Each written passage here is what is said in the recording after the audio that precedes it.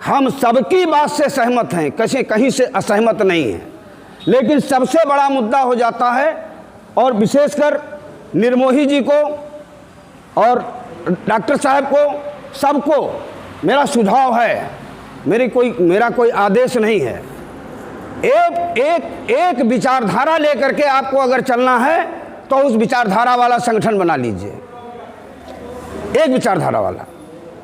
पाखंड विरोधी मोर्चा बना लीजिए, अंधविश्वास विरोधी मोर्चा बना लीजिए, लेकिन पासी समाज एका मोर्चा, और अगर पासी समाज के उत्थान और प्रगति के लिए बना है और बनाया है आपने, और बनाने और चलाने की इच्छा है, तो वहाँ जय श्री राम बोलने वाले भी मिलेंगे, जय भीम बोलने वाले भी मिलेंगे, कबीर पंथी भी मिलेंगे, सतनाम पंथी भी मिलेंगे, पूजा पाठ करने वाले और सत्यनारायण भगवान की कथा सुनने वाले लोग भी मिलेंगे। और सत्यनारायण भगवान की कथा सुनने वालों के अगर आप साथ नहीं हैं और कहीं से 4 पासियों की हत्या हो गई, तो वहाँ ये नहीं लिखेगा अखबार कि 4 पासियों सत्यनारायण की कथा सुनने वाले पासी मारे गए, बल्कि होगा कि अखबारों में आता है कि 4 पासियों की निर्मम हत्या कर दी गई है। और फिर अगर आवाज़ नहीं उठती है तो गांव का पासी, हमारा जैसा पासी, दिनेश जैसा पासी सर झुका के चलने को मजबूर हो जाता है कि बगल का सामंत कहता है, देखो साला फलनवा गांव में फलनवे साले 4 ठू मारे गए हैं, अब अपने गांव में भी कुछ ठीक करना पड़ेगा।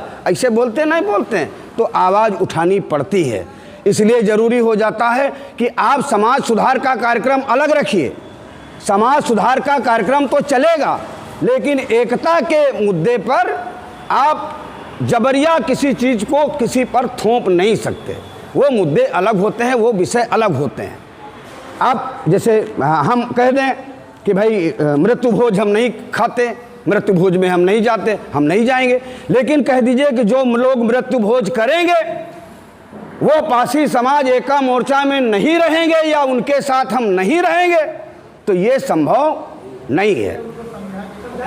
समझाया जा सकता है, समझाने के लिए अलग से मंच बनाया जा सकता है, लेकिन जहाँ तक एकता और आंदोलन और लड़ाई का सवाल होगा, वहाँ पर इस चीज़ को आगे नहीं रखा जा सकता है। अब फिर राजनीतिक बात शुरू हो जाएगी। कर सब वही लिया उन्होंने, लेकिन कहा कि 370 और राम मंदिर हमारे एजेंडे में नहीं है, और कर सब लिया। तो आप काहे जो है जबरिया वो वाला एजेंडा सामने रखना चाहते हो, जिसको देख के सांड जो है लाल कपड़ा दे के भड़कता है, तो वो कपड़ा काहे आगे रखते हो, उसको पीछे रखो भाई, जेब में रखो मुंह वो पहुँचने के लिए। कोशिश ये की जाए कि हम पहले अपने लोगों को हम इकट्ठे नहीं कर पाए, अभी इकट्ठा होने की बात चल गई, और फिर मनन करिएगा।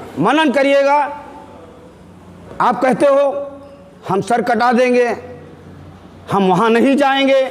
माफ़ कीजिएगा, कौशल किशोर भी पासी हैं और आर.के. चौधरी भी पासी हैं। कौशल किशोर को और आर.के. चौधरी को हम एक जगह नहीं खड़ा कर सकते। सी.एल. वर्मा और आर.के. चौधरी एक साथ नहीं खड़े हो सकते एक पार्टी में रहते हुए भी। वो भी टिकटार्थी और वो भी टिकटार्थी हैं। उनका कार्यक्रम मीसा में होता है और उनका कार्यक्रम मोहनलालगंज में होता है, और एक ही दिन कार्यक्रम होते हैं। अब इनको हम तो राजनीतिक तौर पर, ना हम दिनेश को और न विश्राम राजपासी, इन 2 महापुरुषों को भी राजनीतिक तौर पर एक साथ नहीं खड़ा कर सकते। इस सच्चाई को स्वीकार कर लीजिएगा। राजनीतिक तौर पर वासुदेव जी प्रधान हैं और पूरे गांव के पासियों को एक साथ नहीं खड़ा कर सकते, क्योंकि प्रधानी के चुनाव में इनके खिलाफ लड़ने वाला पासी ही आएगा मैदान में। तो राजनीतिक तौर पर एकता और सामाजिक मुद्दों पर एकता 2 अलग अलग सवाल हैं, और सामाजिक मुद्दों पर एकता के लिए ज़रूरी हो जाता है कि निजी अहंकार और निजी समझ, निजी सोच किसी पर जबरिया नहीं थोपी जा सकती है। सुधार करने का प्रयास किया जा सकता है। और एक चीज़ जो अभी मोर्चे में जो जैसे भैया ने कहा, मैं उसकी ज़्यादा सफाई नहीं देना चाहता। इतना तय था कि अचली खेड़ा वाले मुद्दे पर भैया से बात हुई, ये लगातार वहाँ लगे रहे, और एक तारीख रखी गई कि फला तारीख को धरना प्रदर्शन, थाने का घेराव किया जाएगा। अब अगले का आ गया कि नहीं, जो तारीख रखी गई उसके 2 दिन बाद उन्होंने कहा कि धरना प्रदर्शन होगा।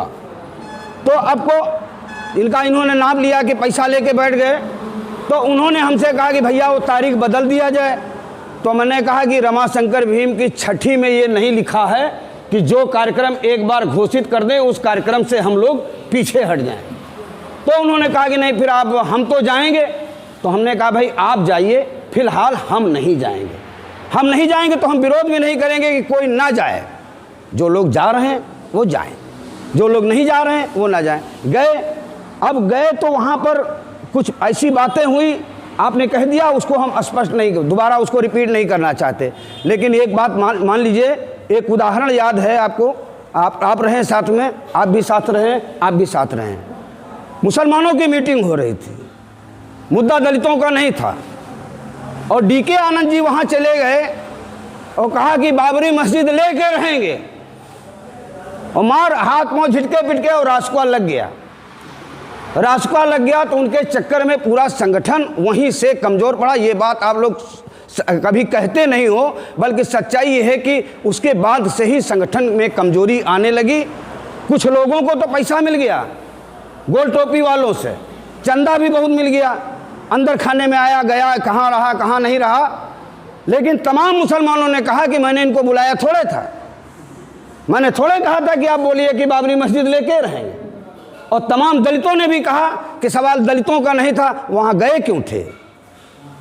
तो सवाल यह है कि जब कॉमन इशू पर एक साथ सलाह मशविरा करके कोई आंदोलन होगा, और एक बात और तय मान लीजिए, बात कड़वी होती है और कहने में हम लोगों को संकोच नहीं होता, बंदूक के बल पर सत्ता हासिल की जा सकती है,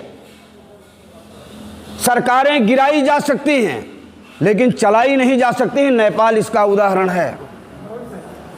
नेपाल इसका उदाहरण है कि लोगों ने क्रांति की, राजसत्ता को नेस्ता नाबूद कर दिया, लेकिन फिर जूतों में दाल बटने लगी पदों को लेकर, और आज तक वहां पर ठीक से डेमोक्रेसी और इस्टेब्लिश गवर्नमेंट बन नहीं पाई। ये ध्यान रखिएगा। और कम से कम भारत की धरती पर डेमोक्रेटिक सिस्टम में बाबा साहब डॉक्टर अम्बेडकर का संविधान और कानून आपका सबसे बड़ा हथियार है, और इसको छोड़कर अगर आपने कोई दूसरा हथियार उठाया तो तात्कालिक लाभ आपको हो सकता है, लेकिन दीर्घकालिक लाभ आपको होने वाला नहीं है। इसको मान लीजिएगा अच्छी तरीके से।